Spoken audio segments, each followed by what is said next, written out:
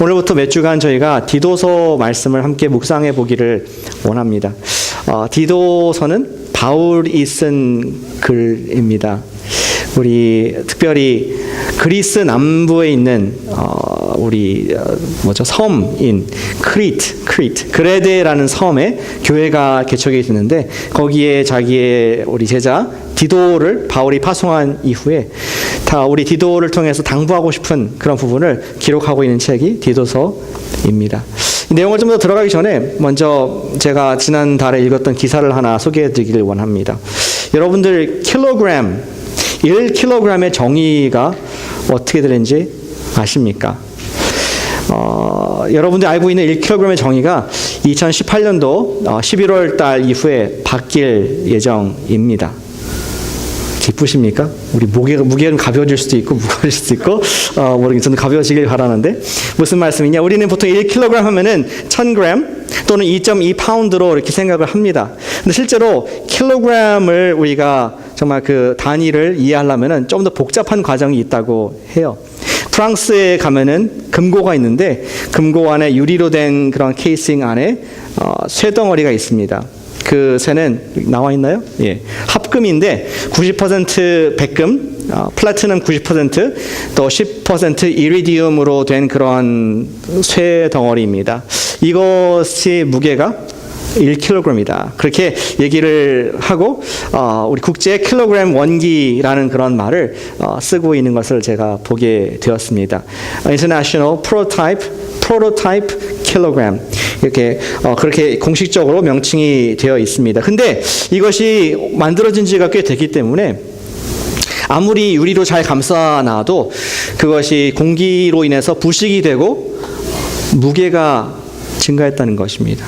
표면이 산소와 결합되면서 무게가 증가했는데 자그마치 100만 분의 1g 이 증가를 해서 우리가 쓰고 있는 킬로그램이 조금 무게가 옛날보다 무거워졌다 이런 얘기를 듣습니다.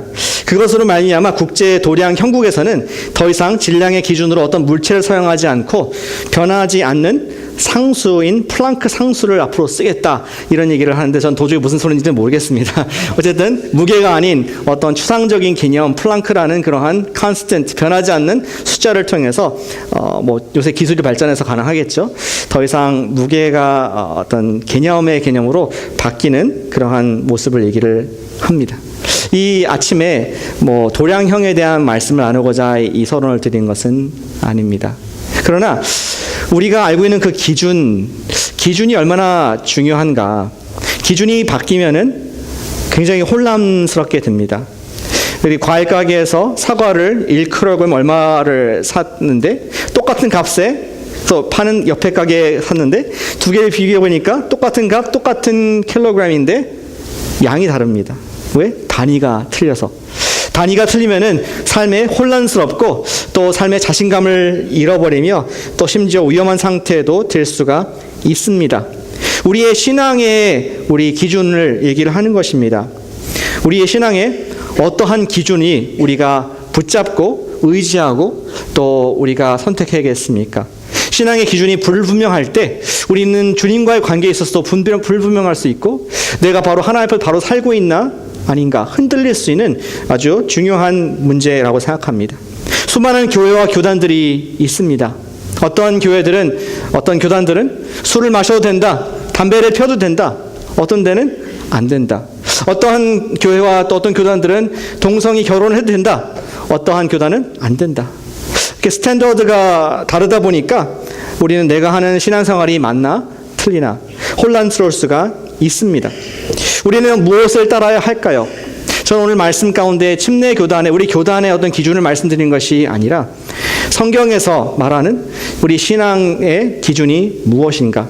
바울이 디도에게 지금 교회를 세워가는 입장에서 준 기준에 비추어봐서 우리의 기준을 새롭게 하고 확신 있는 신앙생활을 우리가 연초부터 하기를 원하는 마음으로 이 말씀을 여러분과 나누고 있습니다.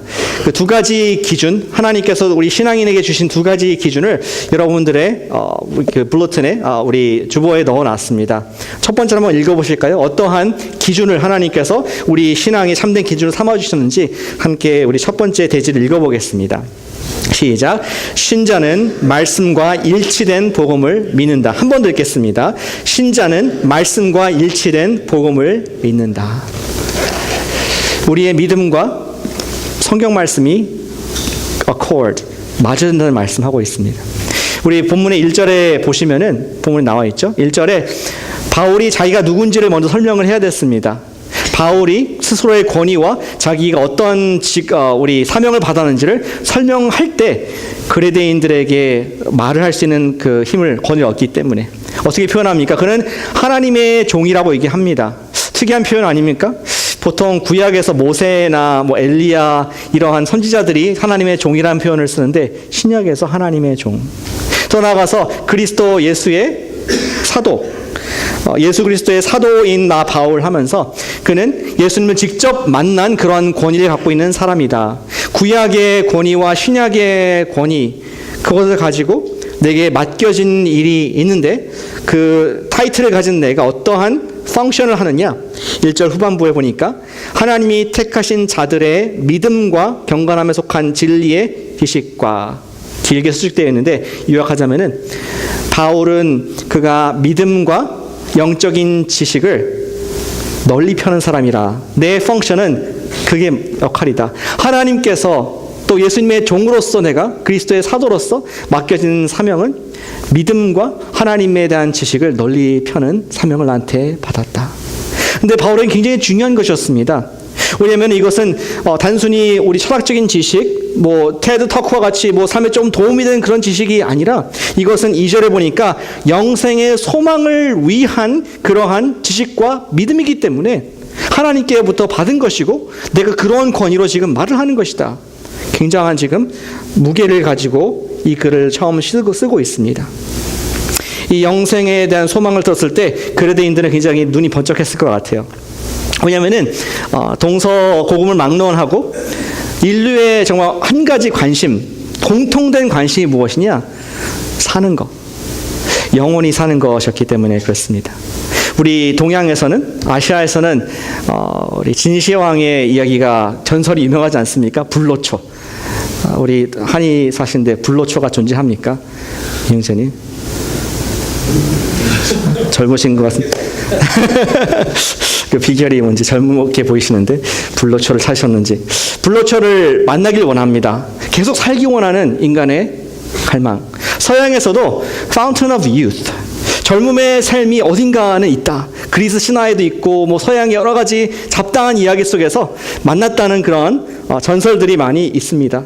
이것들 모두 알고 있는 그레데인들이 영생의 소망에 관한 얘기를 들었을 때 눈이 번쩍 뜨이고 귀가 번쩍 열리는 그런 경험을 했을 거라 생각합니다. 그러나 지금 바울이 말한 영생의 소망은 사람이 만들어낸 신화가 아니라 설명이 나오지 않습니까? 2절에 이 영생은 거짓이 없으신 하나님이 영원 전부터 약속하신 것이었다.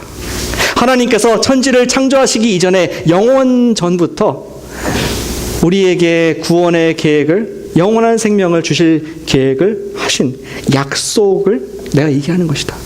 근데 이 약속은 드디어 언제 나타나느냐? 그 다음 절 3절에 보시니까 자기 때에 자기의 말씀을 전도로 나타내셨다. 하나님의 때에, 언제입니까?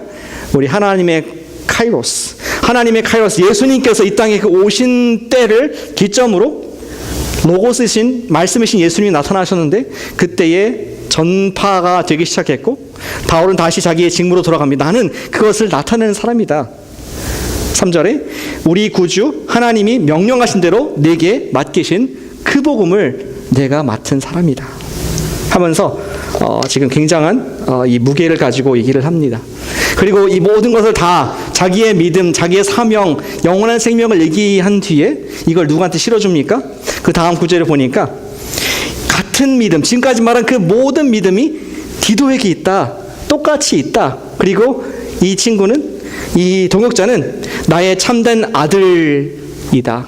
다시 말해서 내가 복음 안에서 낳은, 내가 예수님을 전했을 때 제자가 되었고 그리고 이 제자가 나와 똑같은 믿음을 가지고 너희들에게 가기 때문에 이 사람을 또 인정하라. 이러한 편지로 지금 서론을 시작을 하고 있습니다.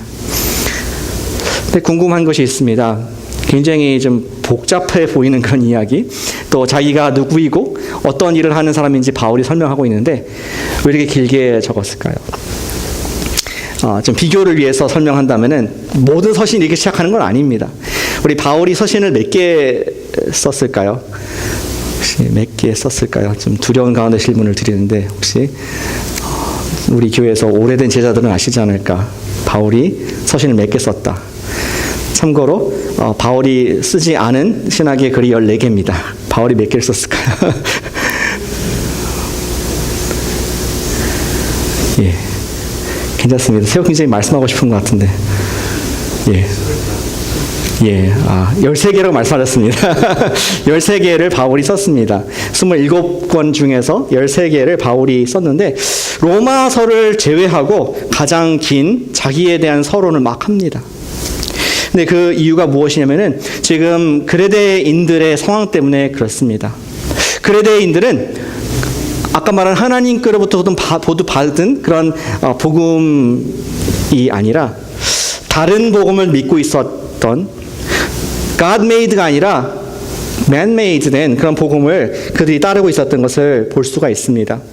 우리가 말한 그레데인들을 했을 때 그냥 안 믿는 우상을 섬기는 사람들이 아니라 그레데에서 교회를 이루고 교인이 된 그런 사람들 가운데 false teaching, 잘못된 가르침을 따르는 사람이 있었음을 우리가 보게 되는 것이죠. 10절 말씀에 보시길 바랍니다. 우리 파워포인트 없는데 성경 있으시면 1장 10절에 불순종하고 헛된 말을 하여 속이는 자가 많은 중 할례파 가운데 특히 그러하니 그들의 입을 막고 그들을 조용하게 하라. 이렇게 교회 안에 할례파가 있었다고 얘기를 합니다. 할례가 뭡니까? 구약에 우리 남자의 표피를 벗겨서 하나님의 사람인 것을 구약으로 언약을 하는 그 의식이 구약의 명령이 바로 할례였습니다. 근데 할례파를 했을 때는 구약의 많은 명령들을 지켜야 된다고 이렇게 주장하는 유대인들이었어요. 예수님을 믿었습니다. 예수님을 믿음으로 말미암아 내 모든 죄가 용서되었다고 믿음에도 불구하고 유대교에서 오랫동안 있었기 때문에 그래도 왠지 우리가 비늘 없는 생선을 먹으면 안 될 것 같고 왠지 우리가 정말 피채 짐승을 먹으면 안 될 것 같고 왠지 모르게 우리가 할례를 아기 태어났을 때 해야 될 것 같고 관습에 의해서 하나님 말씀에서 주신 것이 아니라 관습에 의해서 내가 생각하는 대로 믿는 그러한 신앙인들이 그레데에 있었고 바울은 지금 그들을 향해서 글을 쓰고 있었습니다. 바울은 내가 지금 말하는 복음은 하나님께서 나에게 말씀하신 것이고 예수 그리스도로 사도로서 얘기하는 것이다. 진리의 말씀이다라고 그렇게 그레데인들에게 설명을 하고 있는 것이죠. 그래서 참된 아들 우리 디모데도 그러한 대표로서 왔고 유대의 허탄한 이야기, 진리를 배반하는 사람들을 물리치고 올바른 복음을 따라가는 것이 우리 신앙의 기준이다라고 말하고자 하는 것입니다. 바울이 디모데에게 우리 또 다른 서신 디모데 전서에도 비슷한 말이 나오는데 디모데 전서 4장 2절 말씀을 제가 읽어보겠습니다. 자기 양심이 화인을 맞아서 외식함으로 거짓말하는 자들이라. 그런 사람이 디모데에 있는 회중 가운데 있었습니다. 디모데, 에베소인 디모데 목사입니다. 혼인을 금하고 어떤 음식은 먹지 말라고 할 터이나 음식은 하나님이 지으신 바니 믿는 자들과 질 아는 자들이 감사함으로 받을 것이니라. 율법을 예수님께서 완성하기 위해서 이 땅에 오셨다고 산상수훈에서 마태복음 5장에서 말씀을 하셨습니다. 다시 말해서 예수님께서 십자가에 돌아가시고 부활하신 그 이유가 우리가 율법을 못 지키기 때문에 우린 맨날 죄를 짓고 하나님의 기준에 미달하기 때문에 예수님께서 우리를 대신해서 모든 율법을 완성시키기 위해서 오셨고 누구든지 그를 믿는 자마다 영원의 생명을 얻고 예수님의 의로운 옷을 입는다라고 이렇게 복음에서 배웠습니다. 그런데 할례파들은 말하기를 not enough. 믿고 다 좋은데 플러스 이거 해야지. 생각해 보면은 바울의 입장에서 또 예수님 입장에서는 보면은 이것은 복음에 대한 모욕이었습니다. 뭔가를 더 해야 된다는 것은 예수님의 그 십자가 공로가 갖고 부족하다. 뭔가 더 해야 된다 하는 인간적인 그런 감정과 자기의 생각, 자기의 전통에 의한 것이었지. 그것은 우리에게 주신 신앙의 기준이 될 수 없다는 것을 바울은 지금 그레데인들에게 설명하고자 이렇게 긴 자기의 하나님의 권위를 얘기를 하고 디도의 권위를 높여주는 글을 우리가 읽을 수가 있다는 것입니다. 이러한 복음은 예수님 복음에 위배되는 거짓된 복음 그레데 안에 있었고 그들의 기준이 될 수 없다는 것을 강력하게 얘기를 해주고 있는 것이죠. 따라서 오늘 첫 번째 계지가 나왔습니다. 우리 신자의 기준은 무엇입니까? 신앙생활의 기준은 성경 말씀에서 가르쳐준 복음이어야 되는 줄로 믿습니다. 복음만이 우리의 기준인 줄로 믿으시길 바랍니다. 그것이 바울이 말하고자 했던 핵심이죠. 믿음의 기준이 어떤 사람들의 종교적인 습관, 또 우리 기독교를 보는 문화적인 이해, 내가 믿고 싶은 바가 되었으면 안 된다는 것을 그레데인들로부터 배울 수가 있습니다. 어제 우리 전도팀이 가서 전도를 또 했습니다. 한 달에 한 번씩 길거리 전도를 하고 또 몇 분들이 이렇게 간증하는 것을 본인들이 전도한 그 이야기들을 한 것을 듣고 참 기뻤습니다. 어떤 한 형제님께서 본인이 다른 분과 얘기를 나눈 것을 이렇게 말씀하셨는데 그분이 이제 어떻게 구원받는지를 설명을 하다가 정말 자기가 죽으면 어떻게 될지 모른다. I'm just paraphrasing. 제가 요약을 하는 건데 그러면서 내가 하나님 앞에서 선을 많이 행하고 노력을 해야 되지 구원을 받을 수가 있다. 이런 얘기를 했다고 제가 들은 것 같습니다. 근데 어제는 감사하게 우리 아이들 한 4명이 같이 갔는데 그 중에 한 아이가 2학년인데 그가 오자마자 비장하고로 왔더라고요. 작은 성경책을 하나 탁 끼고 이렇게 여기다 스티커 딱딱 붙여놓고 말씀 다 정말 그런 아이 처음 봤습니다. 여러분들은 2학년 때 그렇게 전도해 보셨습니까? 저는 못 해봤거든요. 어쨌든 굉장히 비장한 각오로 왔습니다. 네, 아까 말한 형제님과 함께 전도팀을 가서 이루고 갔는데 그 말을 듣는 순간 이 아이가 성경을 딱 펴더니 에베소 2장 8절 9절을 딱 보여주면서 읽으라고 우리가 은혜로 말미암아 믿음으로 구원을 받는 것이다 하면서 그분에게 말씀으로 도전하는 2학년짜리가 어른한테 말씀으로 도전하는 모습이 너무나 멋있게 보였고 또 너무나 사랑스러워 보였습니다.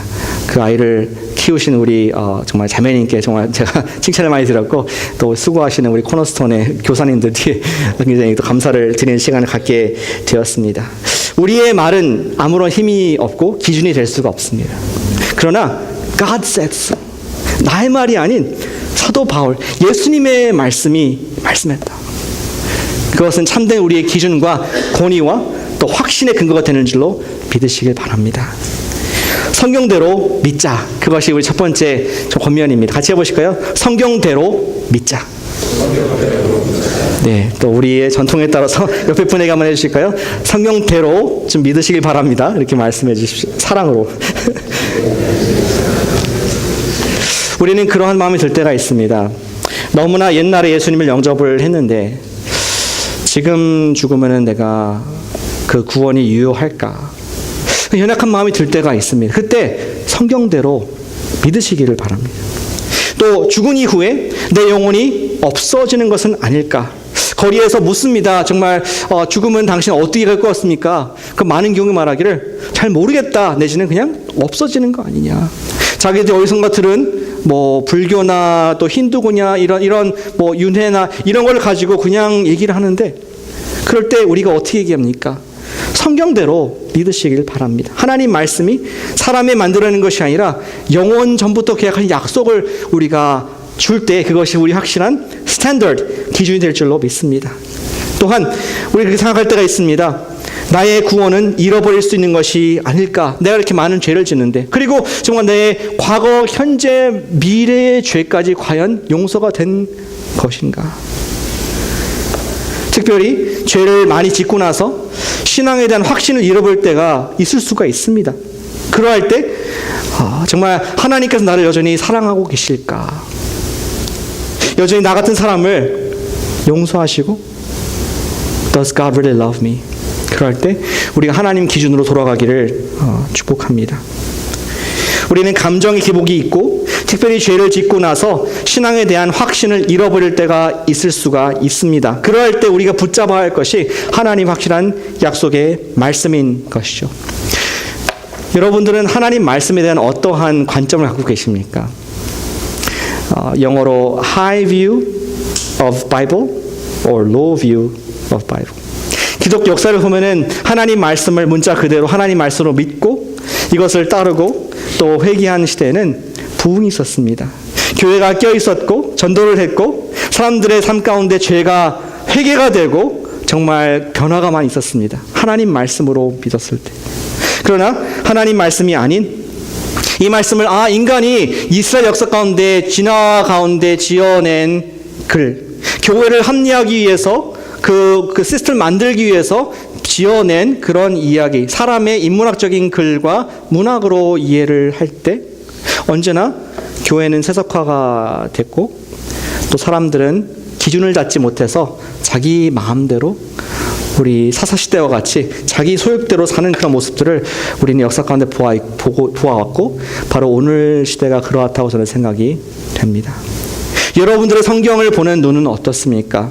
하나님 말씀으로 높은 권위 갖고 있는 책입니까? 아니면 사람의 글입니까? 바울은 본인이 하나님께 사명을 받은 사람으로서 이 약속은 영원전부터 우리에게 주신 영생에 대한 소망에 관한 글이다 하면서 이것만이 우리 기준 될 수 있다는 것을 다시 확실하게 우리에게 설명해 주고 있습니다. 사랑하는 여러분, 올해도 우리가 셀에서 성경 공부를 할 것입니다. 말씀을 잘 아시길 바랍니다. 우리 모두 말씀의 전문가가 되어야겠습니다. 수요 저녁 때도 성경을 함께 읽을 것이고 교회에서 장려하는 매일 성경도 계속 읽어나가고 있습니다. 평생 하나님의 확실한 구원의 약속을 알아가면 알아갈수록 우리는 더욱더 확실한 하나님의 스탠더드 기준을 얻게 된다는 것이죠. 따라서 성경을 아시길 축복합니다. 아멘. 성경대로 믿으시기를 축복합니다. 그리고 바울은 더 나아가서 본론으로 들어갑니다. 지금까지 서론이었습니다. 서론의 이제 얘기를 끝내고 드디어 디도를 통해서 하고 싶은 말을 하면서 두 번째, 우리 신앙의 기준, 신앙생활의 기준뿐만 아니라 신앙생활의 중요한 요소인 교회 생활의 중요한 기준을 우리에게 전달해주고 있습니다. 그것은 교회의 리더를 세우는 중요한 일이었죠. 오늘 본문에 보시면은 5절에 내가 너를 그레데에 넘겨둔 이유는 남은 일을 정리하고 내가 명령한 대로 각 성에서 장로들을 세우게 하려 함이니, 영적 리더를 세우는 지침을 주고 있습니다. 또 7절에서도 감독 overseer, 다른 말로는 bishop이라고도 하고, 감독은 하나님의 청지기로서 이러한 사람이 되어야 된다.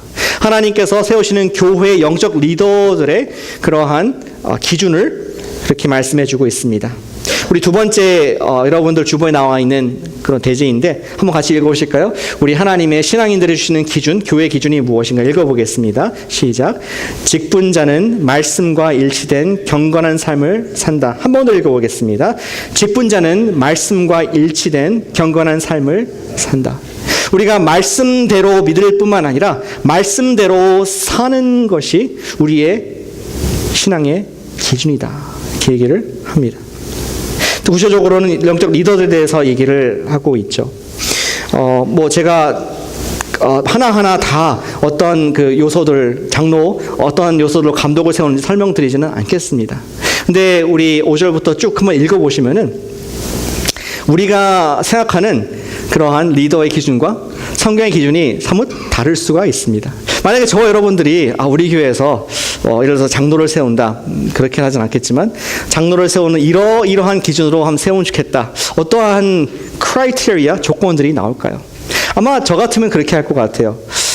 우리 교회에서 몇 년 동안 섬기셨는가, 그리고 성경 공부 교사를 얼마나 하셨고, 그리고 또 셀 리더를 하셨고, 우리 또 부장을 어떻게 하셨고, 전도는 어떻게 하고 계시며, 또 선교행은 몇 번 갔다 오셨는가, 이러한 리스트를 가지고 할 것 같은데, 오늘 성경의 기준을 보니까 거기에 보니까 그 사람은 공동체에서 인격이 인정받는 자로서 요약을 될 수가 있습니다. 건강한 가정, 한 아내의 남편이어야 되고, 또 불순종하는 아이들이나 순종하는 믿음의 아이들을 키우는 그런 사람이어야 하고, 또 도박이나 술을 좋아하지 않고 오히려 나그네라도 선대할 수 있는, 나와 관계가 없는 사람도 예수님의 이름으로 선을 베풀 수 있는 그러한 종류의 인격자가, 성숙한 사람이 너희 중에 장로와 감독을 세우라고 말씀을 하고 있습니다. 다시 말해서 What has he done? 그가 어떤 일을 했는가가 보다도 Who is he? 그가 누구인가? 어떠한 사람인가가 하나님의 기준에서는, 교회의 기준에서는 리더다. 그리고 하나님께서 세우시는 사람이다. 이런 말씀을 우리에게 하고 있습니다.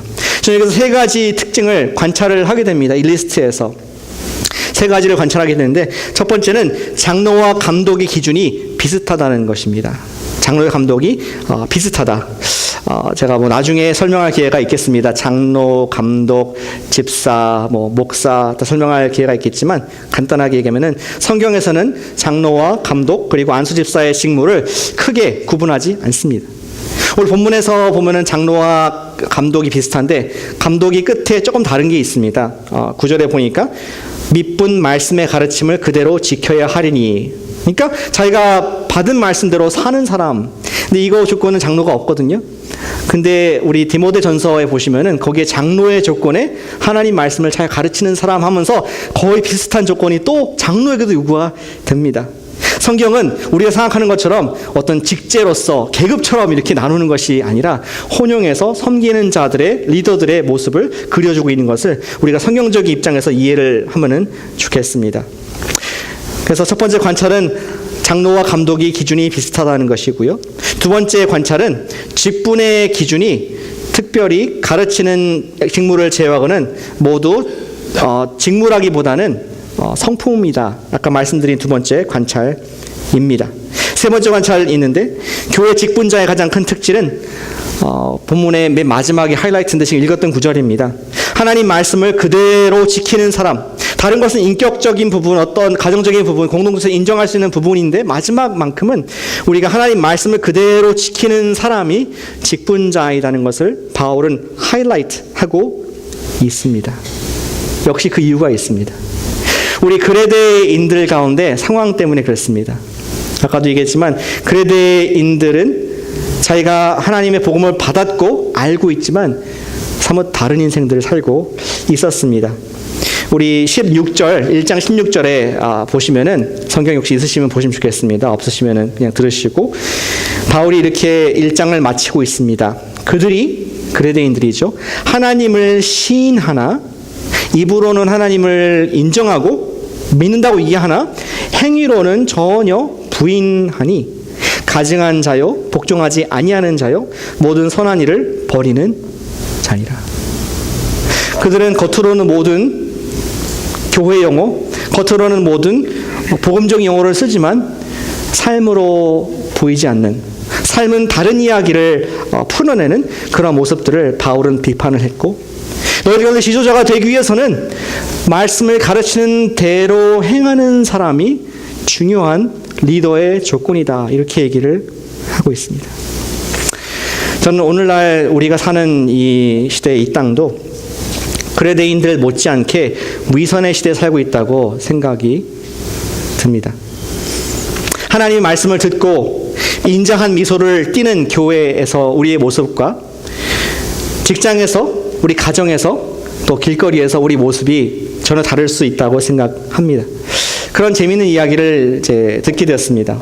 어떤 사람이 운전을 하다가 뒤에 폴리스가, 경찰이 그를 세웠습니다. 그래서 경찰이 그에게 요구를 합니다. 보통 요구한 거 두 가지 있지 않습니까? 라이센스와 인슈런스, 우리 그 보험을 보여달라. 그래서 정말 멋쩍지 않게 이것을 보여주면서 경찰관에게 물었습니다. 근데 경찰관님, 제가 빨간색 신호들을 범하지 않았고 또 분명히 내가 속도를 위반하지 않았는데 왜 저를 잡았습니까? 이렇게 질문을 합니다. 그러니까 경찰관이 얘기를 설명을 합니다. 네, 그러지는 않으셨습니다. 그런데 제가 쭉 당신을 뒤에서부터 관찰을 하고 여기까지 왔는데, 아까 왼쪽 추월선에 어떤 여성 운전자가 있었는데 그 사람을 막 당신이 지나가면서 그 사람을 향해서 이렇게 주먹을 휘두르지 않았습니까? 분노하는 모습을 보았습니다. 그리고 또 그 뒤에 가서 어떤 지금 트럭 운전사가 갑자기 당신 앞에 끼어들었을 때, 그때에도 창문을 열고 고함을 치고 욕을 하며 얼굴에 분내는 모습을 제가 보았습니다. 그리고 얼마 전에 여기 오기 전까지 다리 앞에 트래픽이 걸려 있었는데 갑자기 속도가 줄어들자 당신은 핸들에 운전대에 손을 막 쾅쾅 치면서 막 화를 내고 분노하는 모습을 보았습니다. 이 사람이 의아했습니다. 부끄러워서 제가 그랬던 것 같긴 한데 그것 때문에 제가 뭐 범죄를 했습니까? 경찰이 이렇게 말했습니다. 물론 그거 자체는 범죄가 아닙니다. 근데 제가 당신의 범퍼 스티커를 보는 순간 잡을 수밖에 없었습니다. 범퍼 스티커에 뭐라고 적혀있냐면은 Jesus loves you and so do I. 이 차는 분명히 도난당한 차다. 다른 사람의 차를 훔쳐 탄 거다. 확신이 들어서 확인차 잡았습니다. 얼굴 빨개지는 사건이 있었다고 합니다. 저도 기독교 서점에 간 적이 있었는데 하루 종일 스트레스를 받고, 앞에 전제를 좀 말씀드려야죠. 스트레스 받고 힘들고 지쳐있고 낙심만 안 했지만 그냥 업무를 보기 위해서 들어가서 점원한테 물었습니다. 지금 어떤 책이 있는데 좀 줄 수 있느냐. 굉장히 무표정하고 딱딱한 모습으로 갔습니다. 근데 옆에 있던 어떤 분이 그 앞에 같이 일하던 매니저가 저한테 혹시 목사님 아니세요? 하는 순간 갑자기 표정 관리가 어떻게 해야 되나 이거 막 둘을 떨리면서 이 딱딱한 표정을 어떻게 이렇게 부드럽게 인자한 미소와 또 부드러운 입술로서 바꿔야 되나 하는 저의 그 위선적인 모습을 보는 순간 마음에 실망하고 또 회개하는 시간을 가졌던 기억이 납니다. 말씀대로 산다는 것, 그게 결코 쉬운 것은 아니라고 생각합니다. 우리는 항상 육의 존재이기 때문에 문화의 지배를 받고 환경의 지배를 받기 때문에 문화와 분위기에 따라서 가는 우리 연약한 모습이 있지만 오늘 바울이 우리에게 주는 기독교인의 기준, 또 우리 교회에 다니는 성도의 기준은 우리가 알고 있는 바대로 지키는 사람, 그리고 그렇게 못했을 때는 하나님께 회개할 수 있는 겸손함이 있는 사람. 하나님, 당신의 기준과 내 것이 너무 다르군요. 내가 바꾸겠습니다. 그것이 오늘 바울이 디도를 통해서 그레데인들에게 주고자 한 메시지고 그 메시지가 우리의 메시지인 줄로 믿습니다. 우리가 말씀대로 성경대로 믿을 뿐만 아니라 성경대로 사시기를 축복합니다. 아멘. 같이 해보실까요? 성경대로 살자. 예, 역시 옆에 분에게 성경대로 좀 사시길 바랍니다. 사랑으로 아멘 해보시기 바랍니다. 오늘 말씀은 직분자들을 위한 말씀만은 아닙니다. 마치 우리가 어린아이 때 점점 성장하면 언젠가 엄마 아빠가 되고 아이로 낳을 수 있는 것처럼 우리가 믿음이 어릴 때는 어린아이 같이 지낼 수 있고 실수도 많이 할 수 있지만 점점 성장하면서 우리 모두는 리더십에 올라가는 것이 건강한 우리 그리스도인들의 모습입니다. 그리고 성경은 우리 디모데 전서에서 그러한 리더십 위치를 사모하라고 3장에서 말씀을 하고 있습니다. 영적인 성숙을 의미하고 생명력이 있는 그리스도인들은 우리가 추구해야 될 그러한 모습이다 하면서 우리에게 영적인 본을, 그러한 모델을 보여주고 있습니다. 저는 이 말씀을 준비하면서 우리 교회의 핵심 말씀인 에베소서 2장 10절 말씀이 생각이 났어요. 같이 한번 읽어보실까요? 2장 10절 말씀 앞에 화면에 있을 거 생각하는데 같이 읽어보겠습니다. 우리는 그가 만드신 바라 그리스도 예수 안에서 선한 일을 위하여 지으심을 받았으니 이 일은 하나님이 전에 예비하사 우리로 그 가운데서 행하게 하려 하심이라. 우리는 공장에서 찍어낸 존재가 아니라 뭐라고요? 하나님의 workmanship, 하나님의 masterpiece, 수제품, 수공예품, handwork. 그분께서 친히 친필 사인을 하시면서 우리를 예술 작품 만드셨다는 것을, 예수님 안에서 만들어주셨다는 것을 바울이 멋있게 표현했습니다. 늘 얘기했지만 여기에 만드신 바라 했을 때는 헬라어로 포이에마, 거기에서 포임이 나왔죠. 시라는 단어가 나오게 됩니다. 우리는 하나님의 그러한 작품으로서 저 프랑스 박물관에 처박혀서 먼지를 씌우받는 우리 신앙의 그냥 온실 속에 있는 그런 존재가 아니라 우리의 믿는 바가 사라져서 하나님께서 높은 등경에 두시고 우리를 뭐라 부르십니까?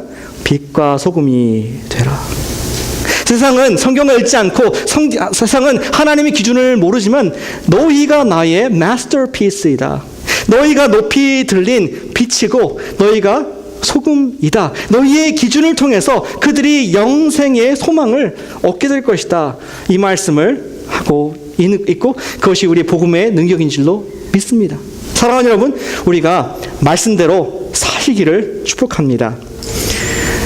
비록 우리에게 교회에서 어떤 직분이 주어지지 않더라도 우린 세상에서 하나님의 말씀을 전파하고 그분을 나타내야 될 그러한 멋진 작품의 소명을 받은 사람들입니다. 그러기 위해서는 말씀대로 믿고 말씀대로 사는 그러한 스탠더드를 우리가 compromise, 우리가 그것을 낮추지 않고 거룩한 삶을 성령님께서 주시는 힘을 의지해서 살아갈 때, 그리고 또 그 기준과 내가 미달됐을 때 주님 고쳐주세요. 나를 완전하게 구원하신 예수님께 우리가 구할 때 그분께서 우리에게 새로운 힘 주셔서 언젠가 그분을 만날 때는 예수님의 인격의 모습으로 여기에서 말하는 그런 기준에 부합한 그러한 삶을 살아내는, 믿는 대로 우리가 말씀대로 믿고 또 말씀대로 사는 저와 여러분 되시기를 축복합니다. 기도합시다.